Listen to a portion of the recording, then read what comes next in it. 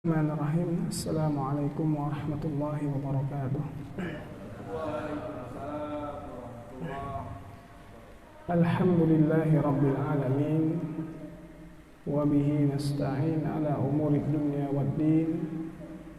Wassalatu wassalamu ala ashrafil anbiya'i wal mursalin wa ala alihi wa ashabihi wa man tabi'ahum bi ihsanin ila yaumiddin. Amma ba'd.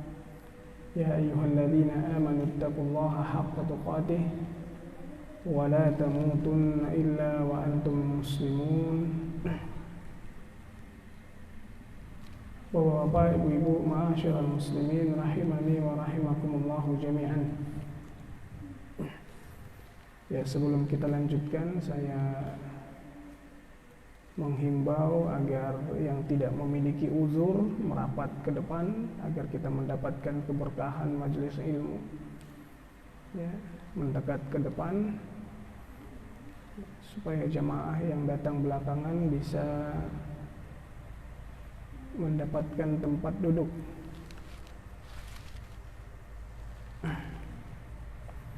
Dan agar ilmu yang kita dapatkan di waktu pagi ini Allah berikan keberkahan sehingga mudah untuk kita amalkan.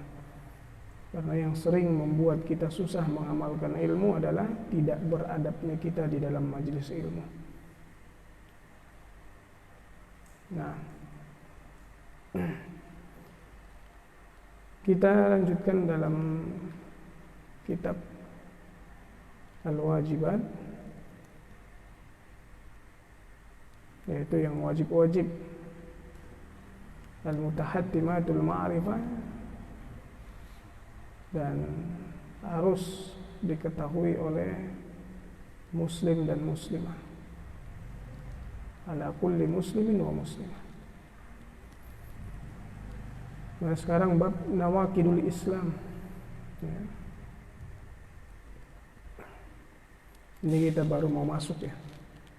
Ada sudah masuk poin ke berapa? Atau baru masuk Pak Yayan? Baru masuk. Nawaqid ini di dalam bahasa Arab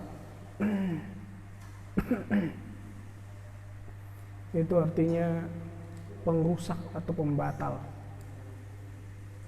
Jadi kalau dikatakan nawaqidul Islam berarti yang membatalkan keislaman.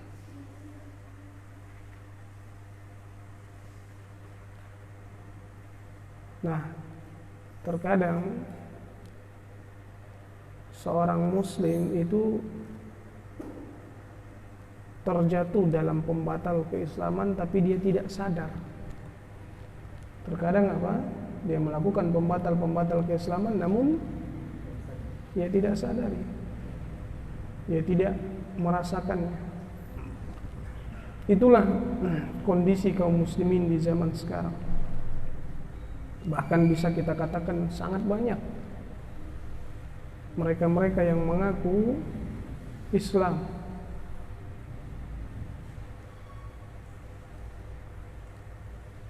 khususnya di zaman sekarang ini, di mana ilmu itu ya, sangat sedikit, ilmu yang bermanfaat.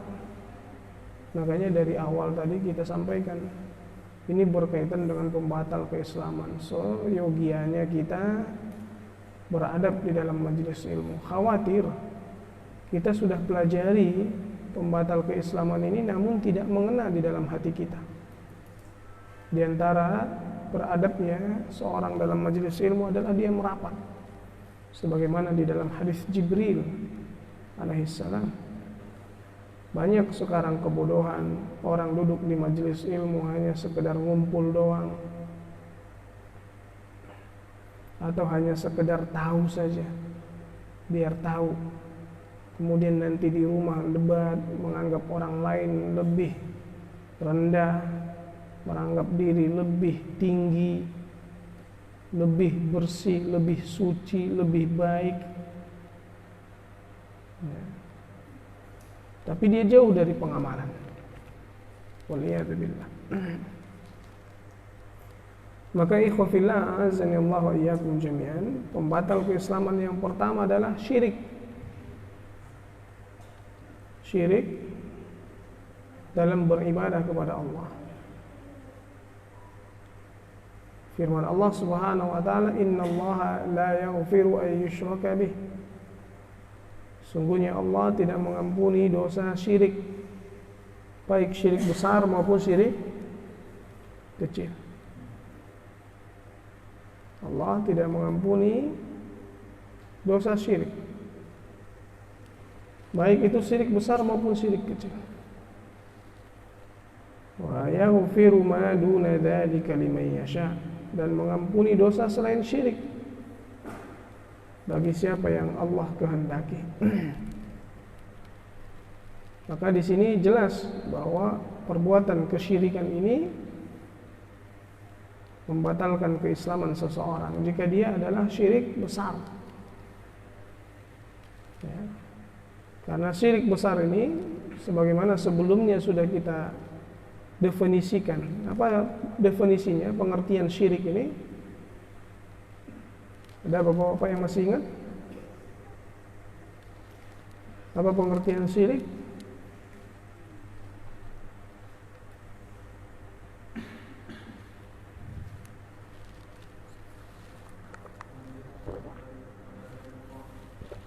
Apa? Nah, iya, itu benar, tapi kurang sempurna.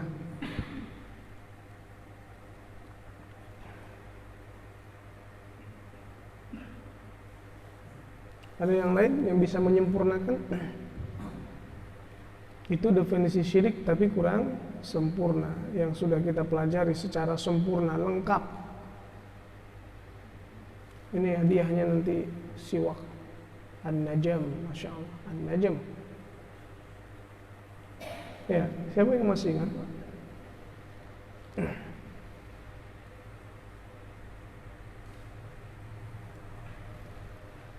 Ya. Bukan Allah atau memberikan beribadah dalam beribadah kepada Allah dan selain Allah dalam yang mempunyai sifat khusus, yang hanya dimiliki kesempatan khusus kepada Allah, yang hal itu hanya dimiliki oleh Allah. Baik, coba antum ulangi. Beribadah kepada selain Allah, yang mana ibadah itu yang hanya dimiliki sifat khususnya hanya dimiliki oleh Allah. Beribadah. Nah, antum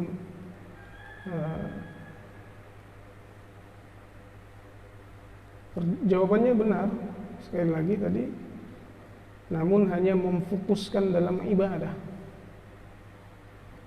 Ini inti daripada tauhid, memang ibadah, sehingga paling banyak terjatuh dalam kesyirikan, ya kesyirikan ibadah. Tapi apakah orang yang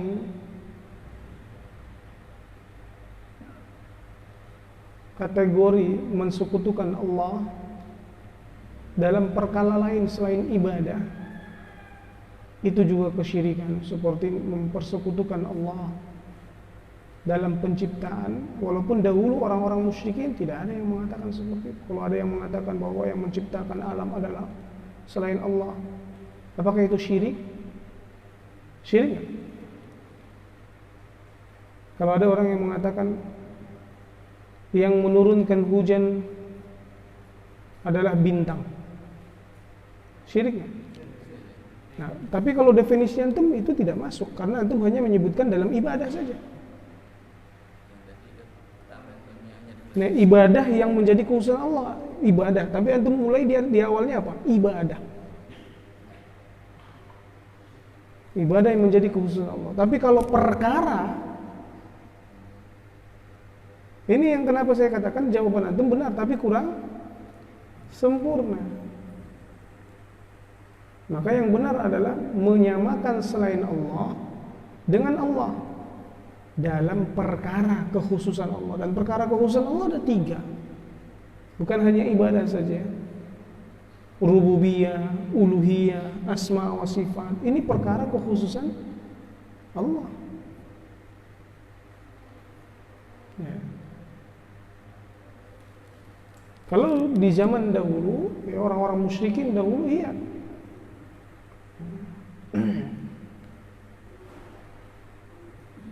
mereka sepakat dengan kita dalam rububiyah, tapi sekarang mulai banyak orang-orang musyrik yang tidak mengakui kerububiyahan Allah Subhanahu wa taala. Makanya kenapa perlu kita lengkapi dalam mendefinisikannya. Begitu juga di mana sebagian kaum muslimin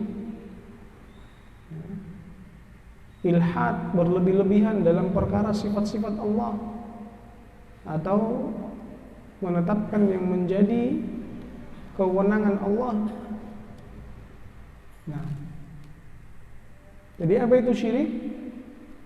Menyamakan selain Allah. Dia samakan selain Allah dengan siapa? Dengan Allah. Selain Allah ya makhluk. Dia menyamakan makhluk atau membuat tandingan bagi makhluk, mensekutukan makhluk, menyamakan, membuat tandingan, mensekutukan, sama artinya. Mensekutukan makhluk dengan Allah. Membuat tandingan bagi Allah, mensekutukan Allah. Dia membuat tandingan bagi Allah dalam perkara kekhususan bagi Allah. Nah, ketika saya tanya, apa saja kekhususan Allah? Rububiyah, uluhiyah, asma wa sifat.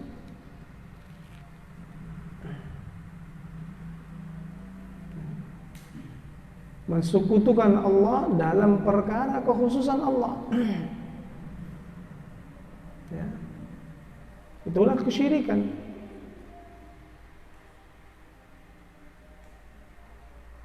Jangan sampai kita hanya menyebut definisi mensekutukan Allah, hanya membuat tandingan bagi Allah. Ya, jawabannya benar, saya tidak salahkan, tinggal lagi kurang sempurna. Jadi bagaimana kalau kita ditanya apa itu kesyirikan?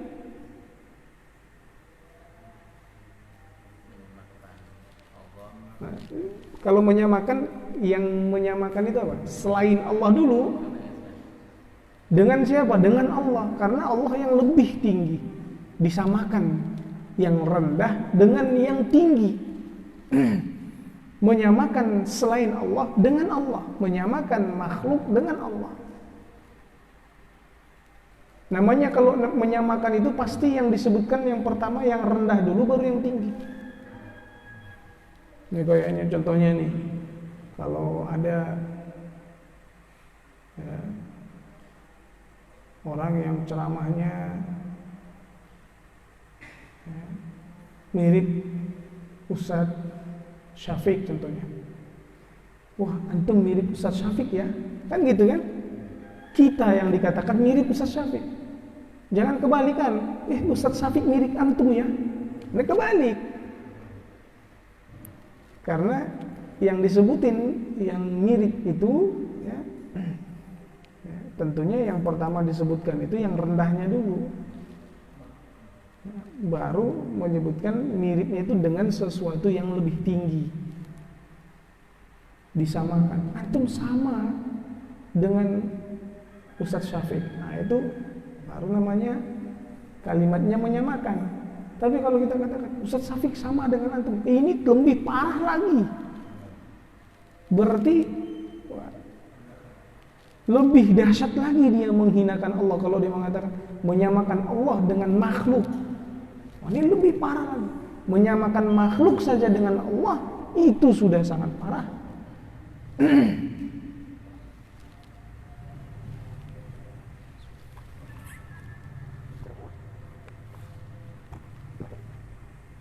Ya. Apa tadi kesyirikan? Kita bertahun-tahun duduk di majelis ilmu tentang syirik tauhid. Ditanya tentang kesyirikan, dari semua pengertian kita nggak tahu.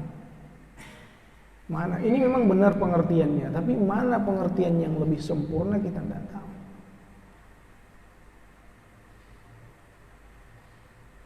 Ya. Siapa yang bisa mengulangi? Apa itu syirik? Apa Pak? Maaf. Syirik apa? Ini. Ya. Syirik adalah kita melakukan ibadah kepada Allah dalam semua aspek kehidupan kita, patuh tunduk dari peraturan Allah. Ini kepanjangan tapi semua fokusnya ibadah. Saya katakan sekali lagi tadi, kesyirikan itu tidak hanya dalam perkara ibadah. Saya ulangi, menyamakan selain Allah dengan Allah dalam perkara kekhususan Allah, atau membuat tandingan bagi Allah dalam perkara kekhususan Allah. Perkara kekhususan Allah 3, bukan ibadah saja. Rububiyah, ibadah, asma wa sifat.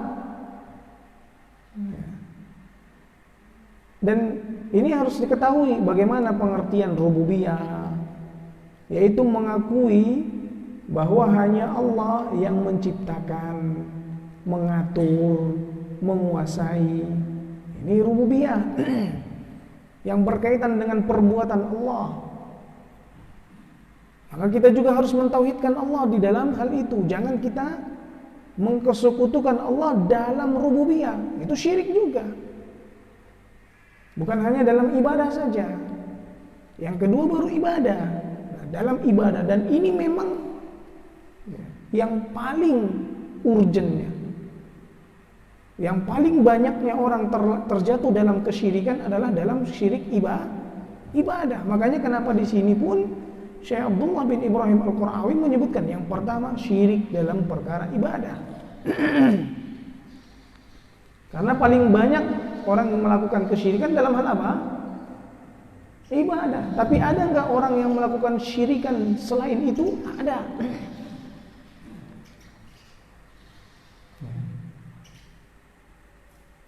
Berikutnya adalah asma wa sifat. Menetapkan nama-nama dan sifat Allah. Kita juga harus tetapkan itu sebagaimana yang Allah tetapkan.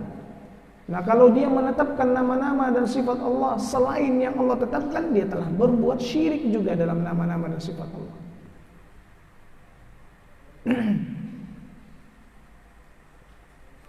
Membuat tandingan bagi Allah dalam perkara kekhususan Allah, mensekutukan Allah dalam perkara kekhususan Allah, menyamakan selain Allah dengan Allah dalam perkara kekhususan Allah. Itu antara 3 itu pilih ucapannya yang mana. Dan ketika ditanya apa kekhususan Allah, kita tahu rububiyah, uluhiyah, asma wa sifat. Makanya kajian kitab itu Pak, kita bawa catatan. Kalau enggak nyatat di HP, agar jangan berlalu begitu saja. Apakah kita menginginkan ilmu kita ini ilmu yang tidak bermanfaat atau yang bermanfaat? Masih banyak adab-adab dalam menuntut ilmu yang kita tidak tunaikan, saya perhatikan. Ya. Mana dapat datang keberkahan kepada kita kalau seandainya kita tidak beradab dalam menuntut ilmu? Ini kajian kitab berbeda dengan kajian umum, kajian rutin.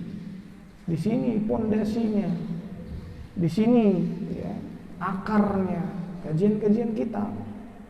Maka kita bawa kitab, setidaknya buku tulis, kita catat.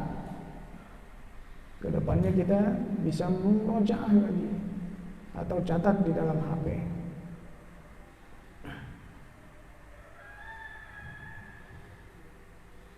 Ya, coba Pak bisa mengulangi Pak, apa itu syirik?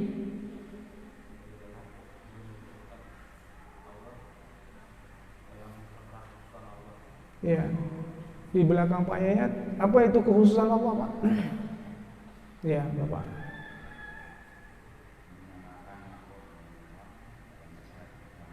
Iya, yang menjadi kekhususan Allah itu apa saja? Ya. Rububiyah itu apa Pak? Ini sampingnya. Rububiyah. Rububiyah itu apa? Kalau dia menyamakan menyamakan selain Allah dengan Allah dalam perkara rububiyah, berarti dia menyamakan dalam hal apa? Penciptaan, pengaturan, dan penguasaan. Ya, Bapak tulis. Rububiyah itu apa? Penciptaan, pengaturan, dan penguasaan. Kalau uluhiyah apa, Pak? Ya. Uluhiyah ibadah. Berarti dia menyamakan selain Allah dengan Allah dalam perkara ibadah.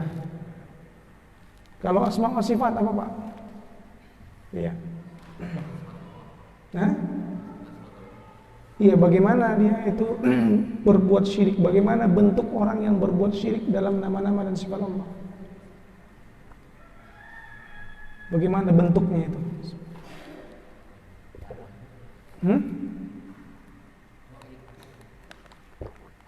Kalau gaib nanti sampingnya, Pak, sampingnya.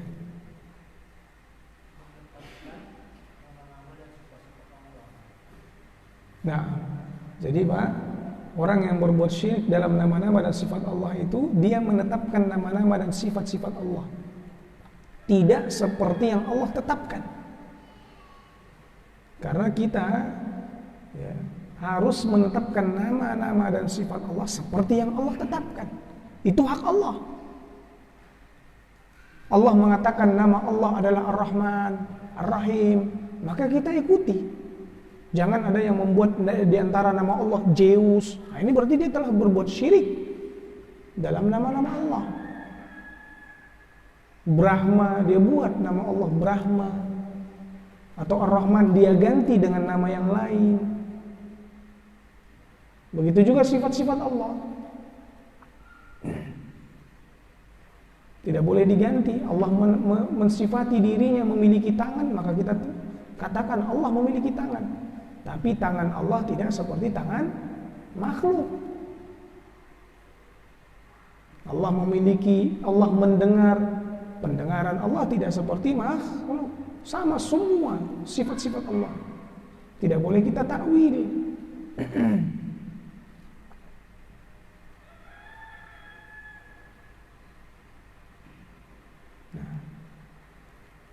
Nah, pentakwilan ini bisa terjatuh kepada kesyirikan, syirik besar atau syirik kecil. Mayoritas kaum muslimin ada yang mentakwil, namun itu terjatuh dalam syirik kecil. Ya. Nanti bab yang ke-7 kita akan jelaskan.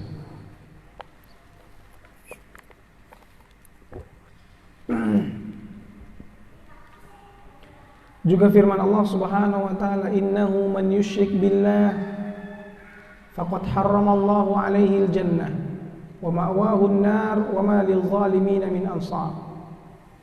Sungguhnya barang siapa yang berbuat syirik kepada Allah, maka Allah haramkan baginya surga, tempatnya di neraka, dan tidak ada penolong bagi orang-orang yang zalim. Jelas ya, bahwa kesyirikan ini tidak Allah ampunkan. Dia keluar dari Islam. Makanya orang yang melakukan syirik besar, yang pertama dia keluar dari Islam. Kita ingat ada 4 konsekuensinya Bapak-bapak ya, Ibu-ibu. Ini harus diingat terus. Orang yang terjatuh dalam syirik besar, berarti yang pertama dia keluar dari Islam. Yang kedua, seluruh amalannya dihapuskan. Seluruh amalannya dihapuskan. Yang ketiga, dosa syiriknya tidak akan diampuni. Yang keempat, dia kekal di neraka.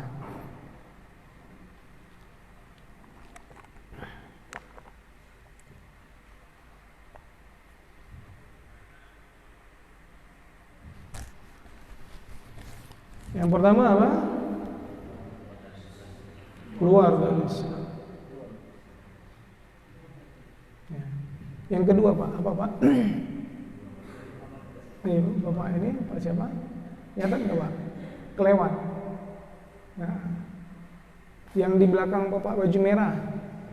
Belakangnya. Pak? Yang di belakangnya. Pak Yanto. Apa yang kedua tadi, Pak? Orang yang melakukan syirik besar. Pertama tadi apa? Iya, yang pertama tadi apa? Kelewatan semua.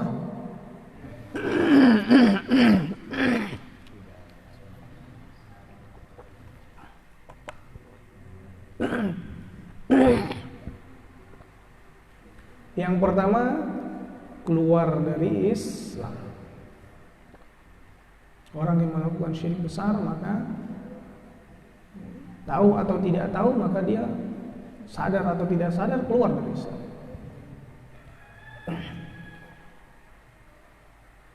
Bukan kita ngeluarin ya, ingat, bukan tugas kita ngeluarin.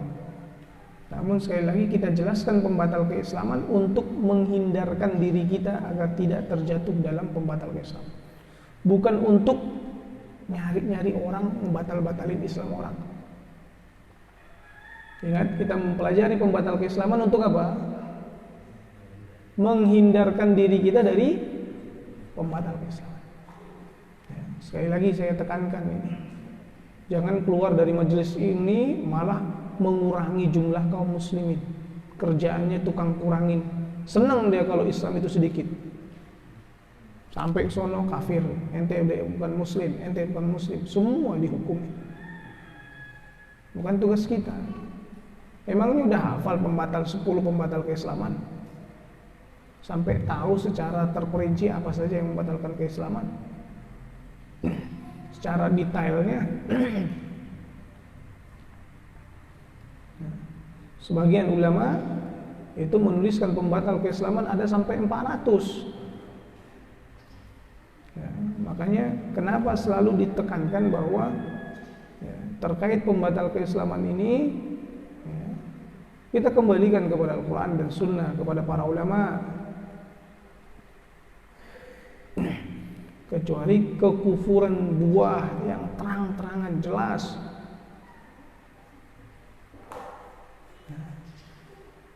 Terkadang jelas sebagai seorang, tidak jelas sebagai orang lain. Sekali lagi, ya, orang yang melakukan syirik besar, maka yang pertama apa? Keluar dari Islam. Yang kedua, seluruh amalannya dihapuskan. Seluruh amalannya apa? Dihapuskan, terhapus. Apa kata Allah? Lain asyrakta la yahbatanna amaluk. Kalau kau berbuat syirik, maka Allah akan terhapus seluruh amalanmu. Ini kepada Nabi. Wahai Muhammad, jika kau berbuat syirik, maka terhapus seluruh amalanmu. Bagaimana dengan orang selain Nabi? Allah mengancam Nabi jika dia melakukan kesyirikan, maka terhapus seluruh amalannya. Apalagi selain Nabi bisa terhapus, ya jelas. Makanya kita harus benar-benar apa? Menjaga diri kita, jangan sampai terjatuh dalam kesyirikan. Menjaga keluarga kita, istri kita.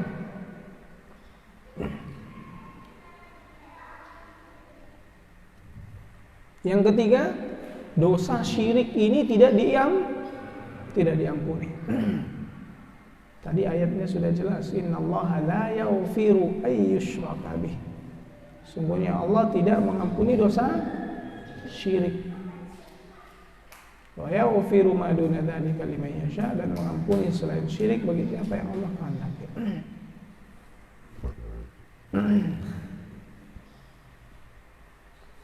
Yang keempat, kekal di neraka. Coba Pak, yang di belakang Bapak itu. Nah, ini. Ya. Apa yang pertama, Pak? Keluar dari Islam. Yang kedua, Pak, itu seluruh amalannya terhapus. Paling belakang, Pak, dosa syiriknya tidak diampunkan. Ya, Syekh.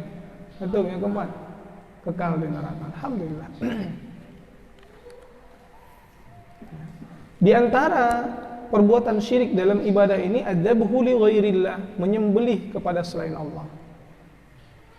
Seperti orang yang menyembelih kepada jin, kepada kuburan dan kepada selain Allah. Syekh Muhammad At-Tamimi menyebutkan contoh ini karena di saat itu 300-an tahun yang lalu paling banyak orang melakukan banyak orang yang melakukan penyembelihan kepada selain Allah dalam bentuk-bentuk sesajen untuk menyelamatkan diri, untuk mendapatkan hasil-hasil bumi dengan menyembelih kepada selain Allah. Dalilnya tentang menyembelih ini adalah firman Allah Subhanahu wa taala, "Qul inna salati wa nusuki." Katakan sesungguhnya salatku, sembelihanku, menyembelih, salat wa nusuki, wa mahyaya wa mamati, hidup dan matiku, lillahi rabbil alamin, hanya kepada Allah Rabb semesta alam. La syarikalah, tidak ada sekutu baginya.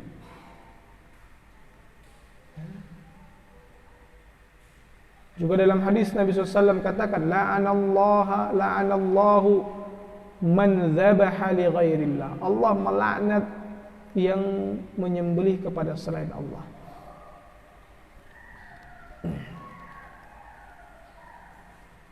Maka kalau ada orang yang menyembelih kepada selain Allah, dia telah keluar dari Islam. Seluruh amalannya dihapuskan, dosanya tidak diampunkan, dan dia kekal di dalam neraka.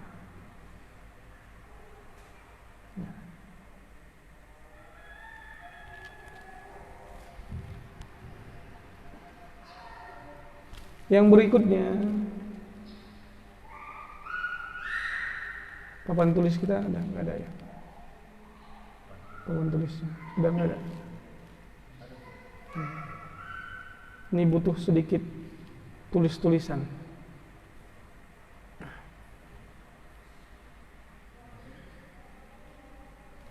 Betul Pak Hartono bisa dibantu.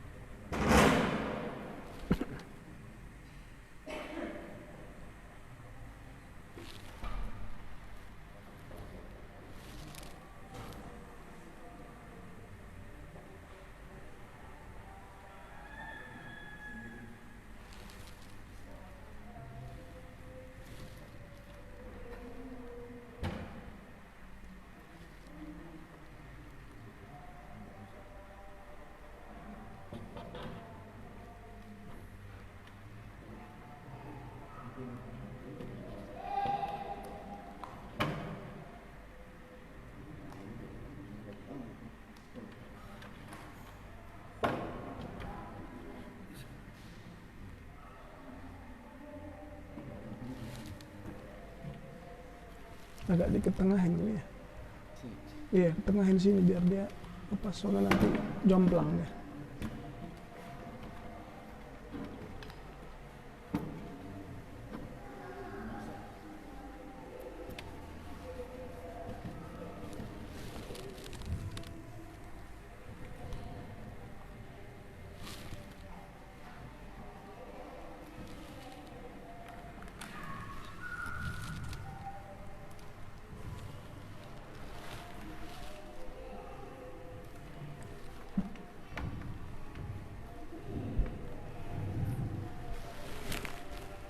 Iya. Nah,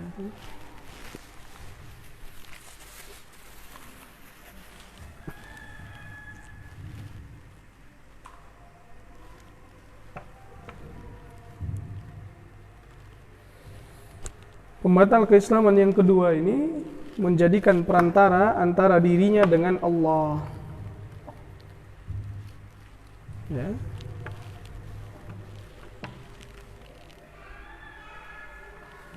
Ini seorang hamba, namun ya, Seorang hamba harusnya Allah perintahkan itu langsung berdoa kepada Allah. Wa qala rabbukum ud'uni astajib lakum. Dan Rabb kalian berkata, berdoalah kepadaku, aku akan ijabah. Jadi minta langsung kepada Allah. Ya. Dek, yang di atas adek. Gak apa-apa. Namun dia jadikan perantara. Berdoanya bukan kepada Allah, tapi dia kepada para malaikat, para nabi, al-anbiya, al-malaika, as-salihin, orang-orang saleh. Dia jadikan perantara ke sini.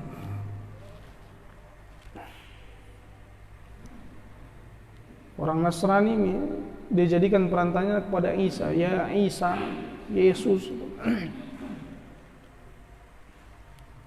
Ada yang kepada orang-orang saleh, ya Hussein, ya Syekh Abdul Qadir Al-Jilani. Berdoanya kepada siapa? Perantara tersebut. Dalam berdoa ya do'uhum. Ya. Kemudian meminta syafaat dan bertawakal. Padahal seorang hamba itu harus langsung kepada Allah Subhanahu wa taala. Makanya dalam bertawassul ini menjadikan perantara selain Allah ini, ya, ada yang Allah syariatkan. Menjadikan perantara yang boleh dijadikan perantara ada 5. Yang boleh dijadikan perantara ada 5. Yang pertama,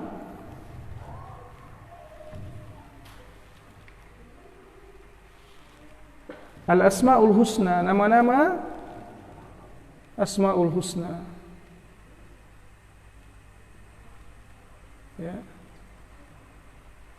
Ini dijadikan perantara karena memang nama-nama al-asma'ul husna ini nama-nama Allah. Ya Rahman, Ya Rahim, Ya Ghaffar, Ya Ghafur. Dia jadikan perantaranya itu adalah apa? Asma'ul Husna.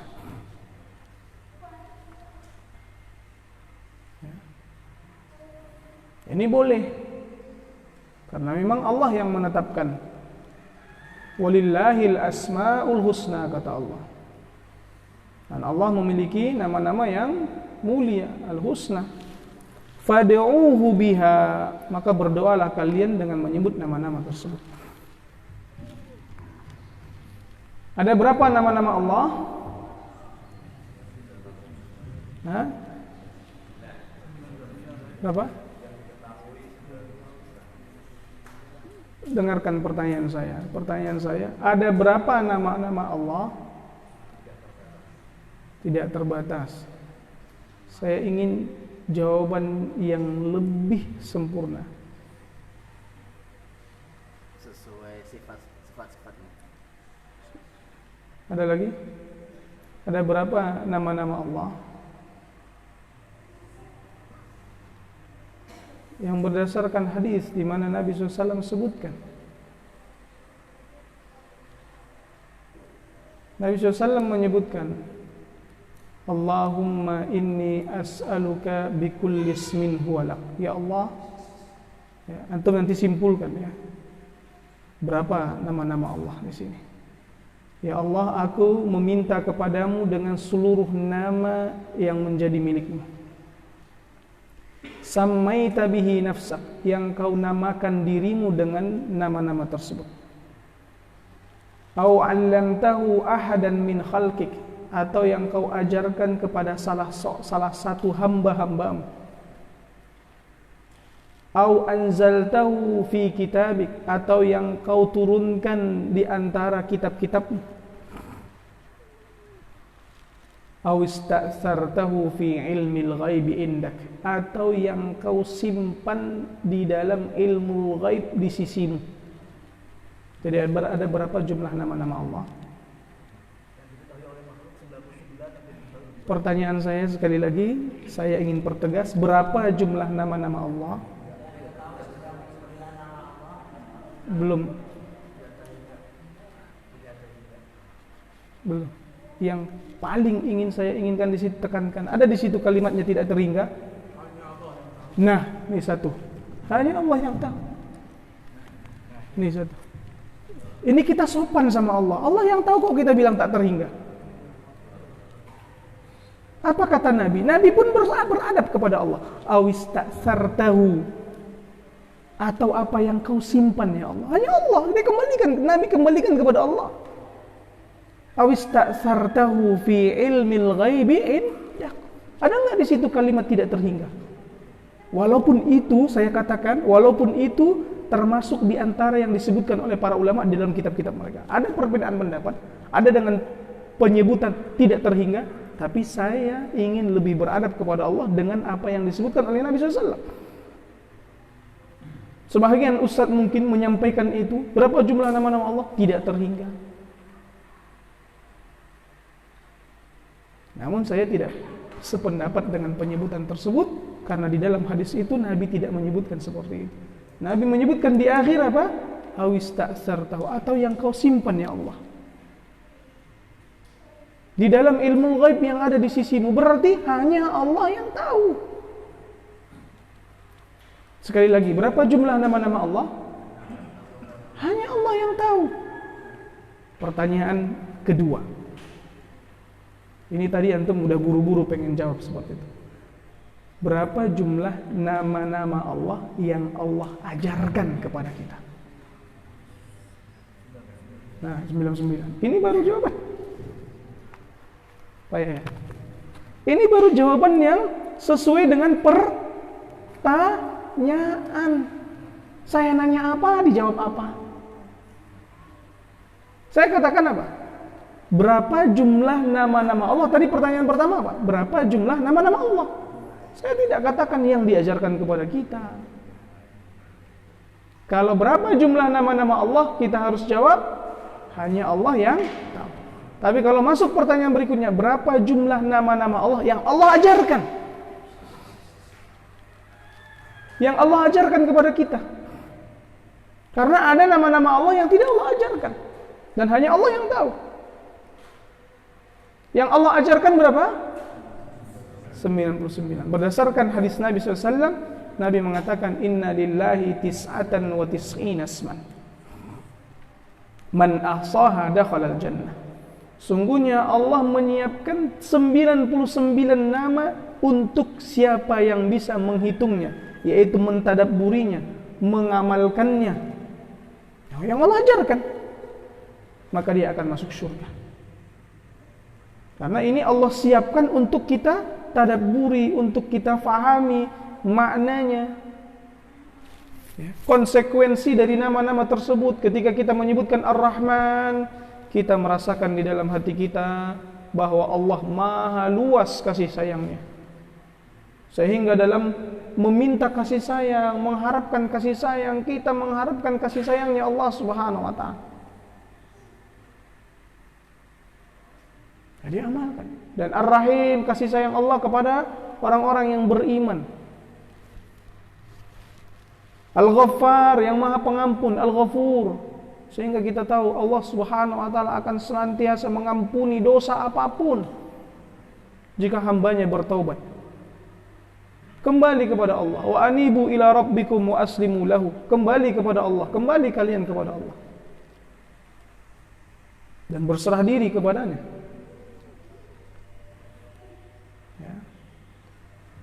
Kemudian tawassul yang diperkenankan yang kedua adalah bersolawat. As-salatu ala nabi. Inna allaha wa malaikatahu yusalluna ala nabi. Kata Allah, ya ayyuhalladzina amanu sallu alaihi wa sallimu taslima. Ya, perintah. Maka sebelum seseorang berdoa kepada Allah, dia berselawat terlebih dahulu. Allahumma salli ala Muhammad wa ala ali Muhammad. Ya. Baru dia meminta doanya. Dia memuji Allah terlebih dahulu, dia berselawat kepada Nabi terlebih dahulu.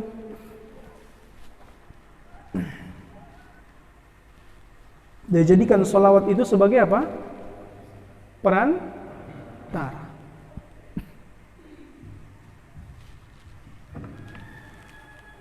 Salawat tentunya salawat yang diajarkan oleh Nabi SAW, bukan salawat yang dibuat-buat ya. Salawat Ibrahimiyah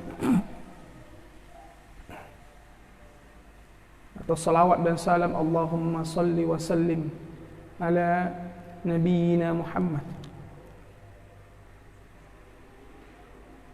Ya, cukup itu yang diajarkan, ngapain panjang-panjang yang lain.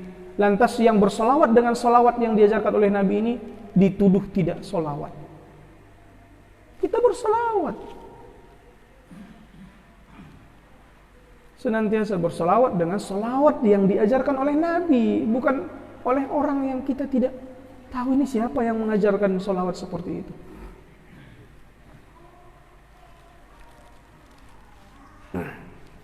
Semua orang berkreasi membuat salawat, tidak pantas seperti itu. Nabi ajarkan, kalian ingin bersalawat kepadaku seperti ini. Itu yang kita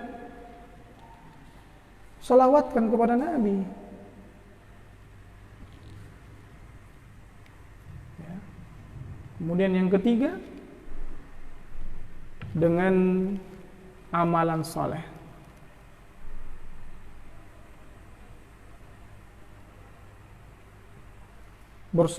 Menjadikan perantara dalam meminta, sebelum kita meminta kepada Allah, amalan-amalan saleh. Seperti salat, sabar, ya ayyuhalladzina amanu sta'inu bis-sabri was-salah. Hai orang-orang yang beriman, mohonkanlah pertolongan kepada Allah dengan sabar dan salat. Ya. Juga tentang kisah 3 orang yang di dalam gua tertutup oleh batu. Mereka menjadikan wasilah, menjadikan bertawassul, perantara sebelum mereka berdoa adalah amalan soleh. Makanya kalau kita di dalam keadaan mungkin stres, merasa tertekan atau merasa banyak musibah, berwudu, salat 2 rakaat. Setelah itu minta kepada Allah. Makanya sebagian ada yang mengatakan, ada enggak Ustaz salat hajat? Ini dalilnya. Ya ayyuhalladzina amanu sta'inu bis-sabri was-salah. Nabi SAW di saat memiliki hajat tertentu, maka Nabi SAW berwudu dan melaksanakan sholat dan meminta kepada Allah, berdoa.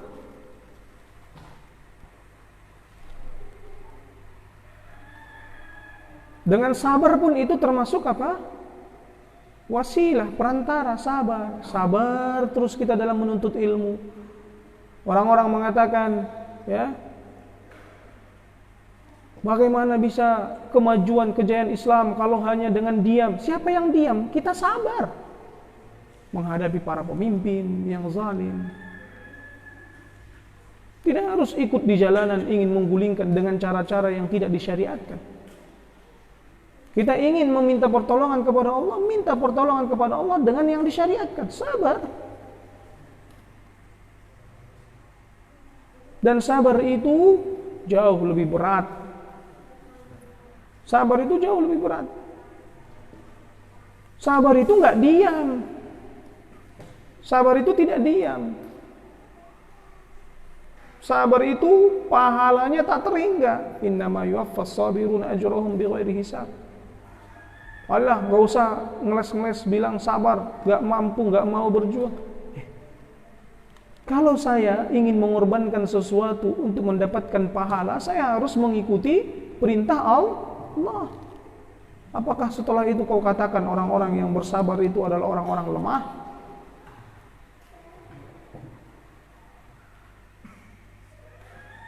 Allah yang memerintahkan kita untuk bersabar. Bahkan orang-orang bersabar itu mereka lah sejatinya orang-orang yang kuat. bukan karena kelemahan. Dia mampu untuk melakukannya, namun dia memilih untuk tidak menyalahi syariat. Nah, ibadah-ibadah yang lain kita jadikan sebagai perantara dalam meminta pertolongan kepada Allah. Ada yang dengan baktinya kepada orang tuanya. Yang berikutnya, dengan doa orang soleh yang masih hidup. Perantaranya doa orang soleh yang masih hidup.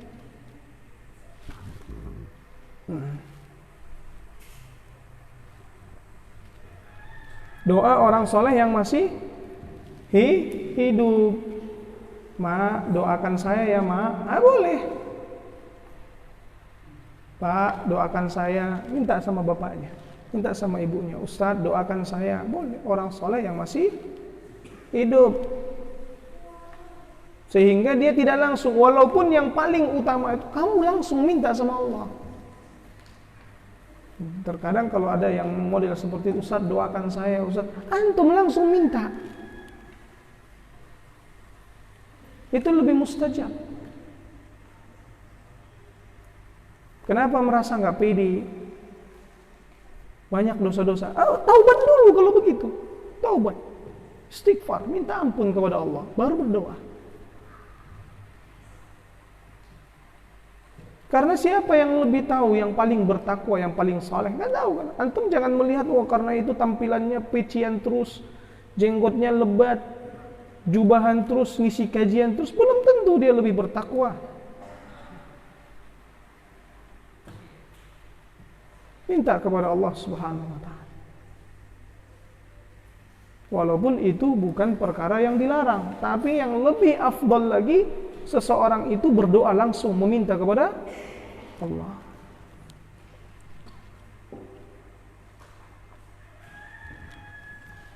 Kemudian yang terakhir, waktu dan tempat yang mustajab.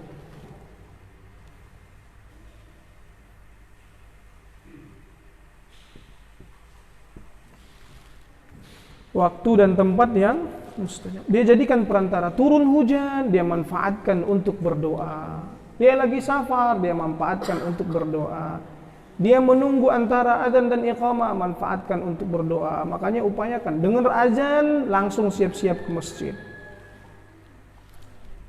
Dengar azan dipanggil langsung siap-siap bergegas ke masjid. Sampai di sana salat, ada waktu, berdoa. Mustajab. Banyak yang mengeluhkan keluhan-keluhan, tapi Allah siapkan setiap waktu mustajab. Seringnya ketika ada masalah, yang pertama datang ke Ustadz ini manusia, mendekatlah kepada Allah,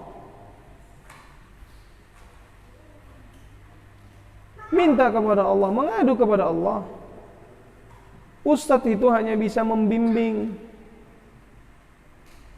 tidak bisa menyelesaikan permasalahan. Yang menyelesaikan setiap permasalahan kita, yang memberikan solusi kepada kita itu semua Allah.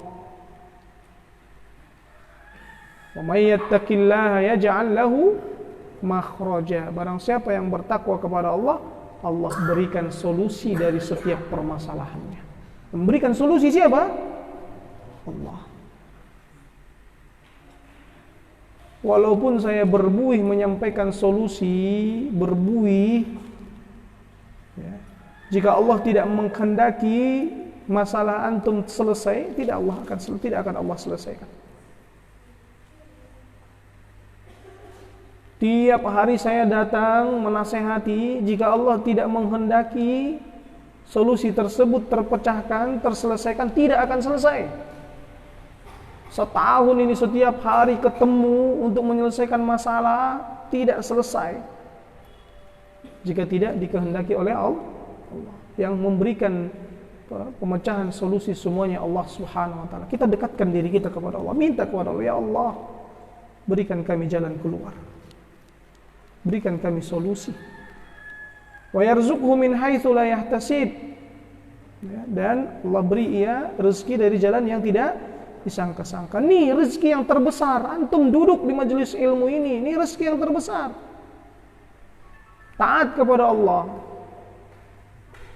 Tidak disangka-sangka. Antum mungkin ada yang harusnya jam segini dia pergi kemana, banyak kegiatan, masih harus ikut sana, ikut sini, tapi Allah kasih waktu tersebut, kau datang. Tidak disangka-sangka. Digerakkan oleh Allah hatimu untuk duduk di majelis ilmu, yang mana Allah tidak gerakkan hati manusia-manusia yang lainnya. Antum bahkan yang jauh dari masjid ini datang ke sini dibandingkan yang mereka yang lebih dekat, tidak, Allah gerakkan ke sini. Nikmat ini, rezeki yang terbesar. Rezeki yang terendah itu baru harta. Rezeki terbesar, tertinggi, yang terbesar itu adalah ketaatan. Adapun rezeki yang terendah adalah harta. Jangan selalu mengaitkan ketakwaan itu dengan rezeki harta. Orang bertambah taat, bertambah ketaatan, bertambah ibadah yang datang kepadanya. Nah, inilah dia itu. Berarti dia sudah mendapatkan rezeki dari jalan yang tidak disangka-sangka. Orang sekarang lihat, karena banyak yang mengaitkan ya, harta, ibadah takwa itu dengan harta, sehingga di beberapa tempat di daerah Sumatera Barat, kalau diajak mereka ke masjid, ayo ke masjid, nggak ada fiti di masjid katanya, nggak ada uang di masjid itu, karena dia mengira bahwasanya kalau ketakwaan itu harus nambah dunianya, dan banyak ustadz-ustadz yang mendakwahkan poin itu saja.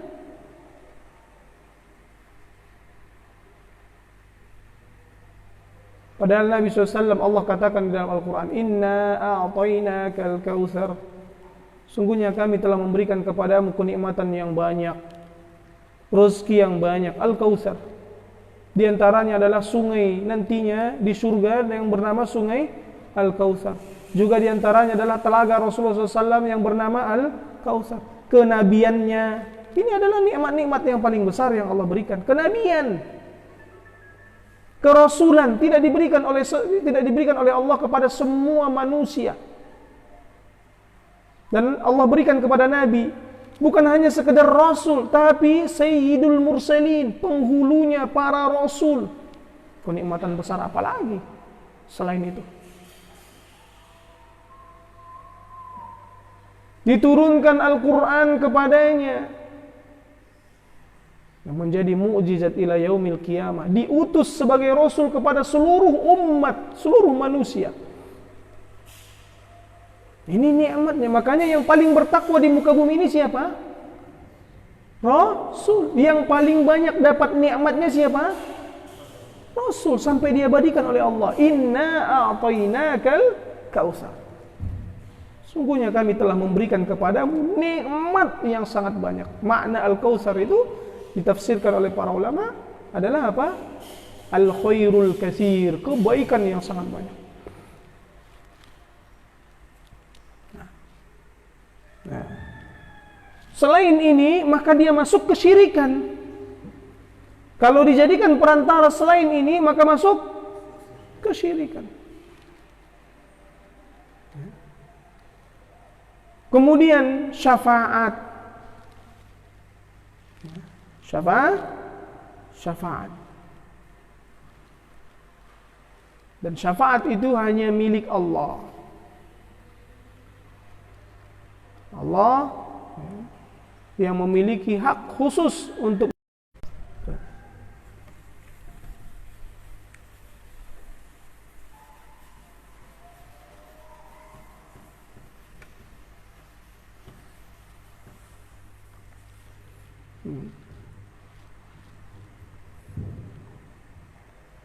Jadi ingat dia bahwa syafaat itu milik Allah.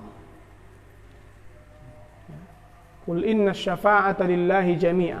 Katakan bahwa syafaat itu milik Allah semuanya. Sehingga tidak ada yang boleh memberikan syafaat kecuali bagi yang Allah izinkan. Kecuali hanya yang Allah ridhoi. Berarti ada dua syaratnya. Pertama, syafaat itu semua milik Allah.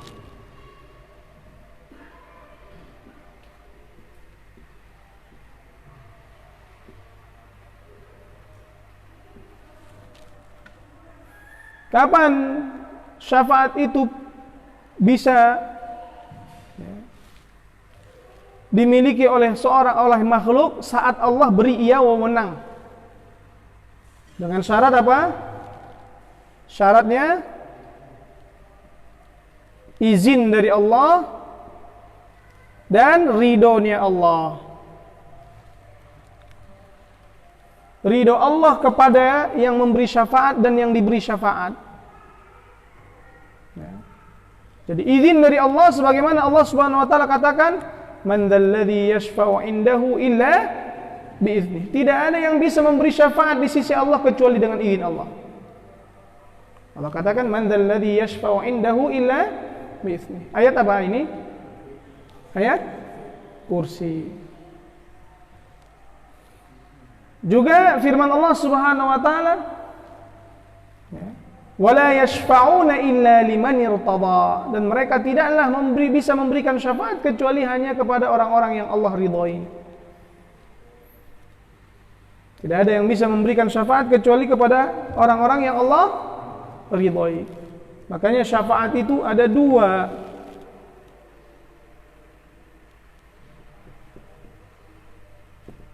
Ya. Syafaat al-musbatah, syafaat yang ditetapkan syariat. Ada syafaat al-manfiyah yang ditiadakan oleh syariat. Ini dilarang, haram. Syafaat al-manfiyah. Al-musbatah itu ada dua. Al-ammah, al-khassah. Yang ditetapkan syariat itu ada dua khusus syafaat. Syafaat umum dan syafaat khusus. Yang disyariatkan, yang ditetapkan oleh syariat menjadi syafaat ini boleh. Allah berikan izin dan Allah ridhoi hanya dua saja, umum dan khusus. Syafaat khusus ada, kalau nggak nyatat hilang ini semua. Hilang semua. Ada 6.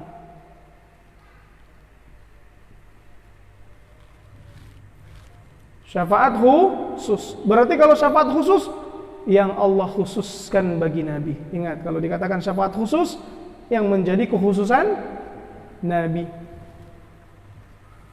Kalau syafaat ammah, umum, bagi Nabi dan selain Nabi. Ya. Al-Quran bisa menjadi syafaat, puasa bisa menjadi syafaat. Ini ammah, umum. Anak kecil, penghafal Quran, jadi syafaat. Syafaat khusus ada 6. Yang pertama, syafaat al-uzma di padang mahsyar. Syafaat apa? Al-uzma. Disebut dengan syafaat al-uzma.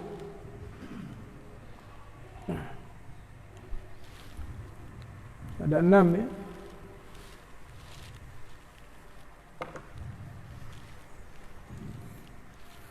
Syafaat yang pertama, syafaat al-uzma di padang mahsyar. Orang-orang meminta agar Allah agar Allah Subhanahu wa taala memutuskan semua perkara. Mereka datang kepada Nabi Adam. Nabi Adam mengatakan, "Diriku saja saya tidak tahu. Nafsi, nafsi." Datang kepada Nabi Nuh, sama jawabannya. Datang kepada Nabi Ibrahim, datang kepada Nabi Musa, Nabi Isa, kemudian datang kepada Nabi Muhammad SAW, menjadi kekhususan Nabi. Maka Nabi SAW pun itu nggak langsung memberi syafaat, tapi bersujud dengan sujud yang lama. Sampai akhirnya Allah Subhanahu wa taala katakan, "Irfa' ra'sak," angkat kepalamu. "Wasal tu'ta," mintalah, permintaanmu akan diberikan. Wasfa'tu syaffa', dan berilah syafaat, syafaatmu akan diizinkan.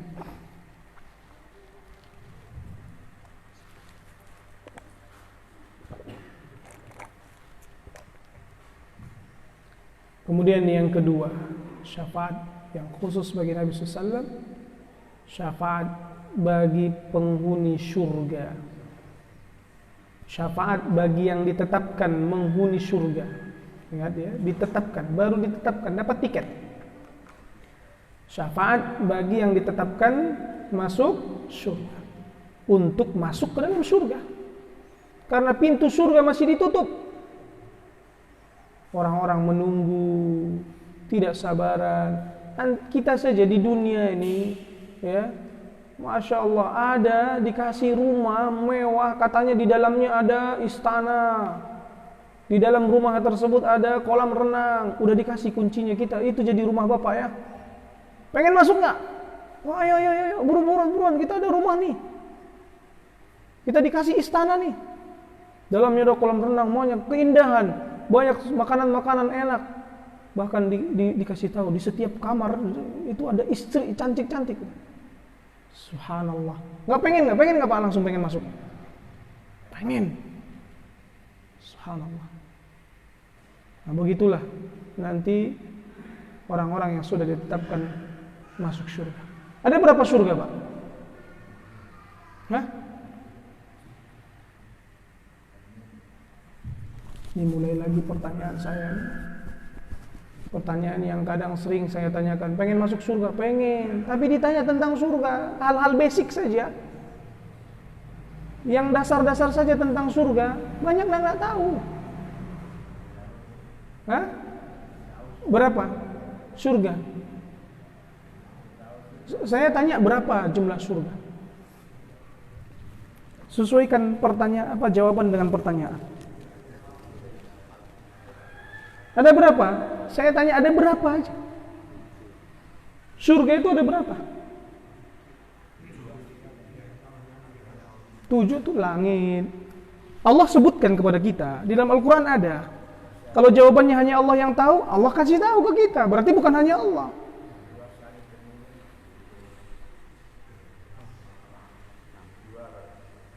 Dua, waliman khafa maqama rabbihi jannatan.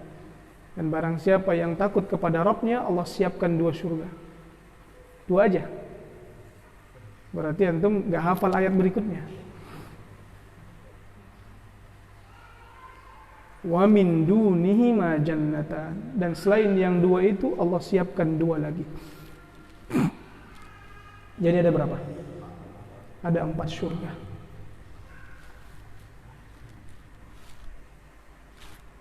Ini coba. Nah, di sini aja kita buat. Ini 4. Ini hanya untuk memudahkan pemahaman saja. Ada 4. Di dalam hadis, Nabi mengatakan 2 surga perabotannya dari emas. Pernah dengar nggak hadisnya? Pernah. Yang 2-nya lagi dari mana kalau begitu? Perabotannya. Kalau dari emas, dari perak. 2 surga, ini perabotannya semua dari emas. 2 surganya lagi dari perak. Berapa jumlah tingkatannya? 1 surga ini tingkatannya berapa sampai ke atas? Berapa? Hah? Kenapa ada jawaban 7 itu? 7 itu saya tidak pernah dengar tentang surga. 7 itu langit, jumlah lapisan langit dan bumi. Sesuai ayat Al-Quran. Antum udah dapat nggak tadi? Hah? Belum. Nah, Nabi SAW bersabda bahwa nantinya setiap hamba akan ditempatkan di tingkatan sesuai bacaan Al-Qurannya. Sehingga menunjukkan bahwa tingkatan surga itu, kata Imam Ibnul Qayyim, sejumlah banyak ayat di Al-Quran. Nabi mengatakan nantinya seseorang itu akan disampaikan kepadanya, Iqra was'ad, bacalah dan naiklah sesuai tingkatan bacaan. Kalau cuma sampai Al-Fatihah saja, ya udah sampai tingkatan 5 sini. Sehingga berapa jumlah ayat dalam Al-Quran? Jumlah ayat dalam Al-Quran berapa? 6.636 ayat. Ada yang mengatakan 6.363. Kok ada perbedaan Ustaz? Iya, ada yang mengatakan ihdinas siratal mustaqim, 1 ayat. Siratal ladzina an'amta 'alaihim, 2 ayat.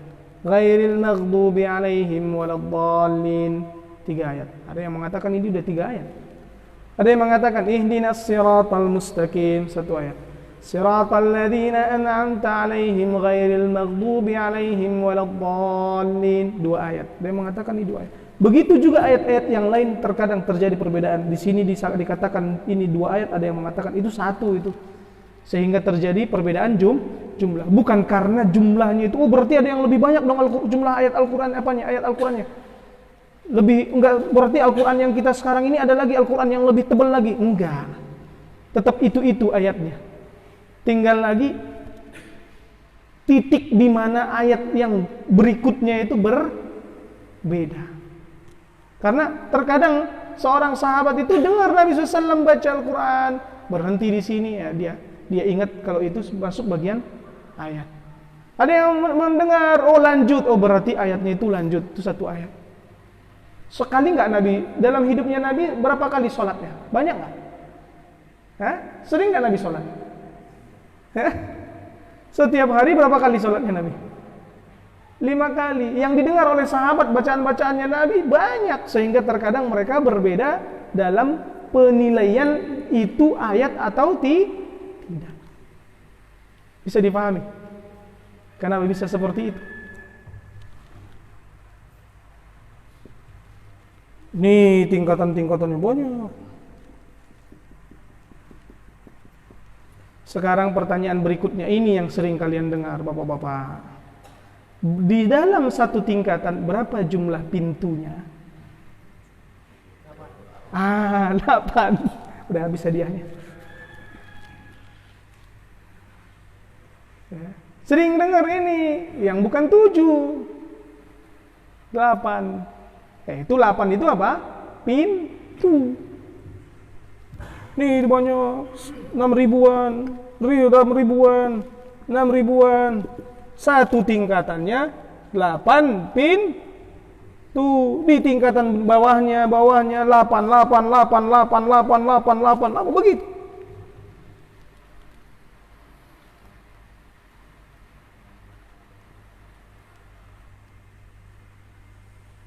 Baru tahu. Udah berapa umurnya? Dari kecil ditanya, pengen masuk surga enggak? Tapi baru tahu jumlah surga 4. Baru tahu tingkatan surga ada 6.636. Allah musta'an. Makanya enggak semangat pengen masuk surganya kan? Karena kurang tahu. Belum lagi nanti saya tanya, di setiap dalamnya itu apa-apa lagi?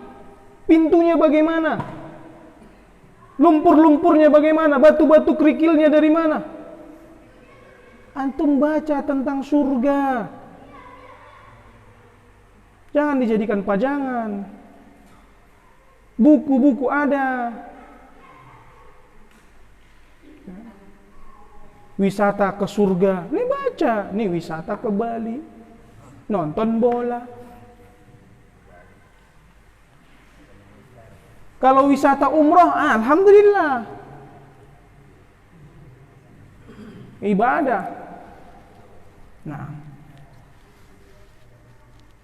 Syafaat yang ketiga, syafaat Nabi SAW kepada penghuni surga untuk naik tingkatan di dalam surga. Tadi syafaat kepada yang ditetapkan masuk surga untuk masuk surga.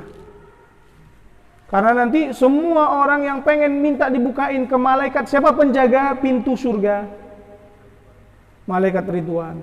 Minta, ya Ridwan buka pintunya, dia diam aja. Ketika Nabi SAW datang, ya, Assalamualaikum, Waalaikumsalam, man anta, siapa kamu? Muhammad. Maka malaikat Ridwan akan mengatakan, kepadamulah aku diperintahkan untuk membuka surga. Itu tadi syafaat Nabi khusus. Yang kedua, kemudian syafaat Nabi nanti kepada yang sudah dimasukkan surga ke surga untuk naik tingkatannya. Dia mungkin tidak banyak hafalannya. Dia tingkatan sekian, 6.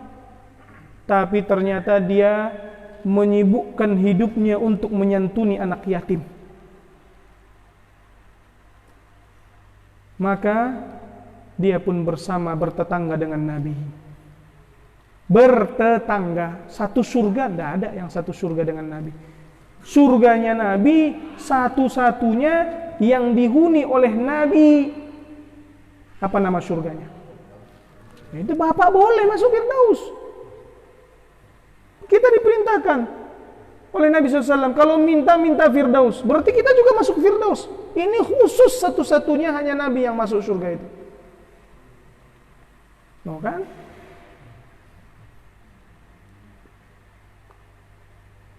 Padahal kalau saya sebutin nanti, setiap selesai azan dia berdoa, Allahumma rabb hadhihi da'wati tammah was salatil qa'imah ati Muhammadanil wasilata. Itu wasilah itu apa? Nama surga. Surga al-wasilah.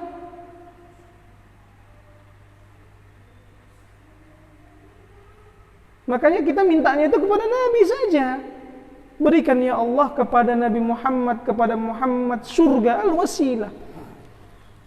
Kita nggak bisa minta itu. Kita minta Firdaus. Ini tingkatannya banyak. Dan yang tertinggi hanya Nabi SAW.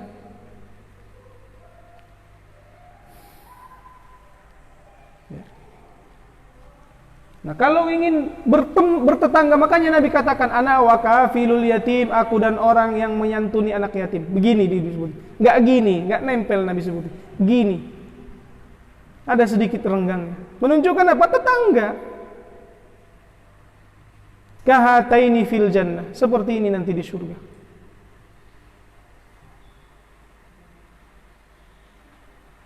Juga ada seorang yang ketika bertanya kepada Nabi SAW, ya Rasulullah, mata sa'ah, kapan itu hari kiamat?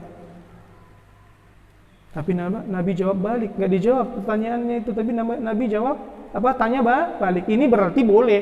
Kalau kita ada orang pertanyaan yang kita lihat ini, pertanyaan dia harus dijawab dengan pertanyaan.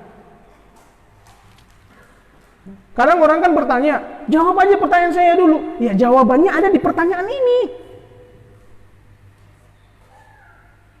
Ketika dia bertanya, apa ya Rasulullah, kapan tuh ya, hari kiamat? Nabi mengatakan, bertanya balik, apa yang sudah kau siapkan untuknya?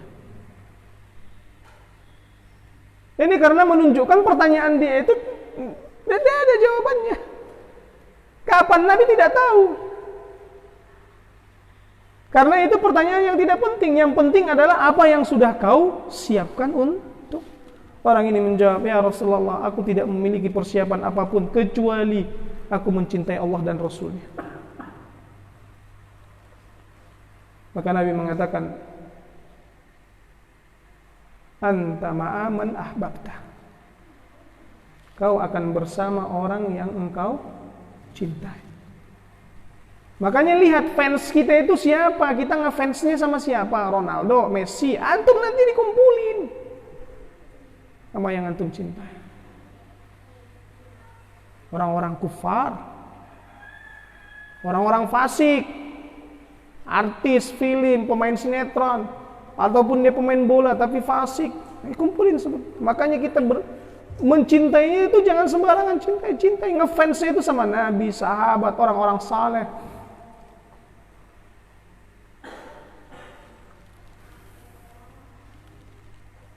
Yang berikutnya, nomor berapa? Keempat.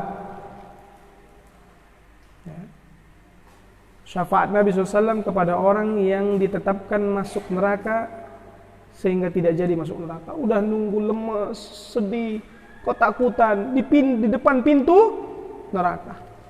Nama-namanya sudah ditetapkan. Habis itu dipanggil, fulan, ya, keluar dari barisan, masuk surga. Subhanallah, senangnya. Belum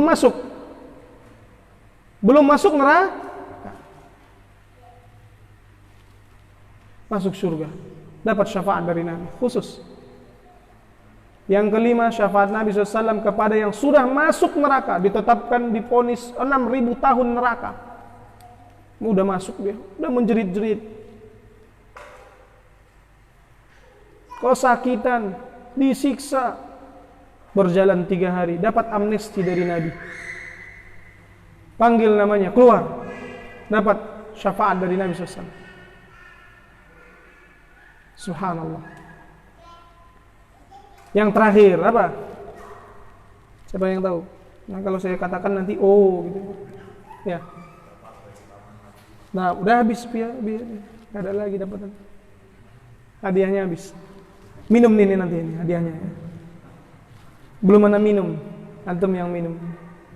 Syafaat Nabi SAW kepada pamannya Abu Talib yang seharusnya di dasar kerak neraka, ya, orang-orang kufar, ya, yang mana mereka jadi bara apinya neraka. Namun untuk Abu Talib, ya, kepada neraka yang lebih rendah, yang ringan. Akan tetapi ringannya jika ia memakai sendal yang terbuat dari api neraka tersebut, maka mendidih kepalanya. Ya, itu pembatal keislaman yang kedua. Insyaallah pertemuan yang akan datang pembatal keislaman yang ketiga. Sampai di sini ada pertanyaan? Ya.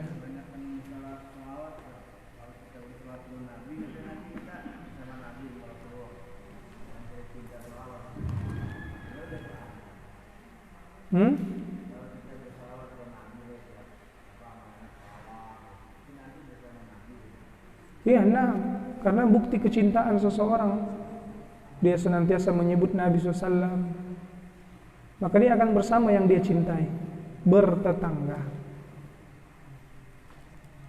Nah, ada lagi? Ya. Hah? Iya.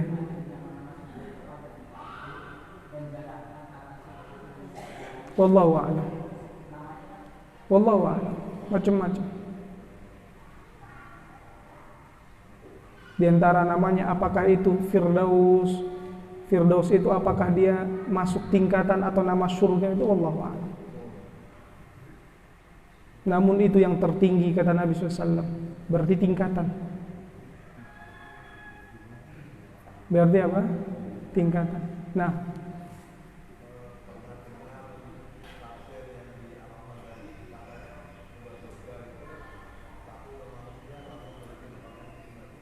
wallahu a'lam. Kalau antum sudah tahu tafsirnya seperti itu dari para ulama, nah, jika tafsirannya dari sahih maka itulah.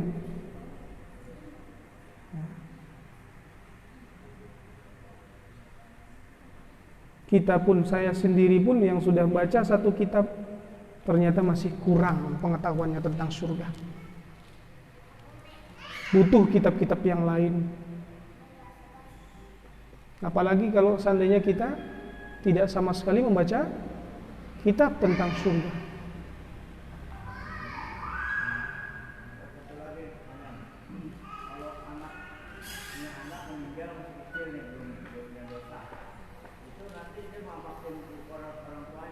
Iya, menjadi syafaat bagi orang tuanya.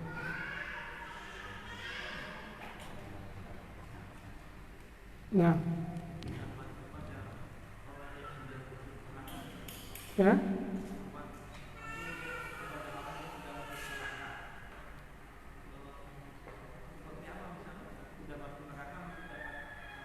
iya, tadi kita sebutkan ya, dia sudah masuk neraka, kemudian ya, dengan syafaat Nabi SAW, kemudian dia ya, keluar dari neraka.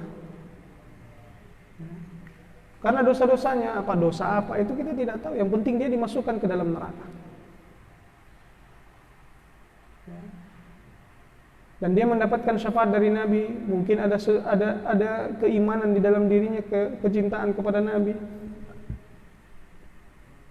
Atau dia meminta kepada Nabi, pernah meminta kepada Nabi, namun dia tetap terus dalam meminta syafaat Nabi ya. Dia pernah meminta syafaat Nabi, meminta kepada Allah syafaat Nabi, namun ya ternyata dia masih melakukan banyak maksiat. Ya. Yang mana maksiat-maksiat ini setelah ditimbang dengan kebaikan-kebaikannya lebih banyak maksiatnya, sehingga dia harus ditetapkan menjadi penghuni neraka dan masuk neraka. Namun di antara kebaikannya dia meminta kepada Allah syafaat Nabi, sehingga dengan syafaat ini ya, dia diselamatkan. Nah, wallahu ta'ala. Ada lagi?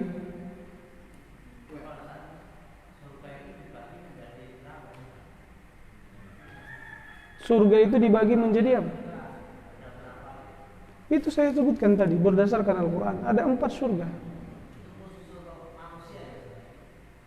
Untuk manusia dan orang-orang yang dan penghuni surga yang ditetapkan oleh Allah Subhanahu wa taala menjadi penghuni surga. Ya. Pelayan-pelayannya. Yang menghuni surga bukan hanya manusia, bidadari, wildan, remaja-remaja yang melayani.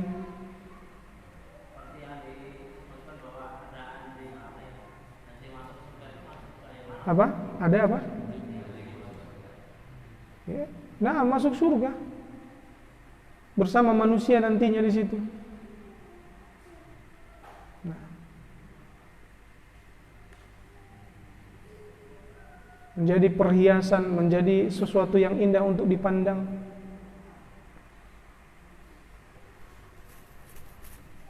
Nah,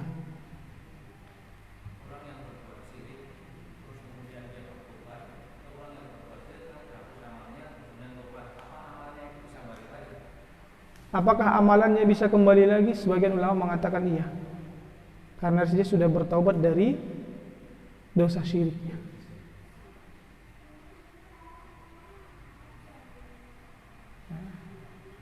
Namun sebagian menyebutkan dia kembali bersih, seperti orang musyrikin, karena di saat sebelumnya amalannya tidak dianggap, sehingga ya nol terus, tidak ada, malah dosa yang ketika dia dalam keadaan melakukan kesyirikan itu tidak dianggap apapun, apa yang dia lakukan sebelumnya tidak dianggap, terhapus. Malah dosa dia itu sebenarnya, dosa kesyirikan itu yang mendominasi. Dan dengan dia bertaubat, maka Allah Subhanahu wa taala ampunkan semua dosa-dosanya. Enggak ada kebaikan dalam diri dia, enggak ada. Ibarat ada orang, ini paling memudahkan saja pemahaman. Dia baik sama semua orang, tapi dia kurang ajar sama orang tuanya. Nah, kita masih menganggap seakan-akan enggak ada gunanya baiknya sama orang lain itu. Ini apalagi dia kurang ajarnya sama Allah, tidak beradab sama Allah dengan melakukan kesyirikan. Nah, sehingga yang saya yakini bahwa ya, dia kembali bersih ya, dan kemudian memulai untuk mengumpulkan amalan-amalan. Nah, cukup. Nah, baik, jamaah sekalian, demikian pembahasan kita mudah-mudahan bermanfaat untuk kita semua. Selanjutnya, sebagaimana biasa, kami akan mengumumkan kajian ahad kita depan yang insyaallah akan disampaikan oleh kita Ustaz Yusuf Surya dengan pembahasan bab tentang tauhid yang merujuk kepada kitab tauhid yang ditulis oleh Syekh Muhammad bin Abdul Wahab. Demikian jemaah sekalian yang perlu kami sampaikan. Selanjutnya mari sama-sama kita tutup kajian kita dengan membaca kafaratul majlis.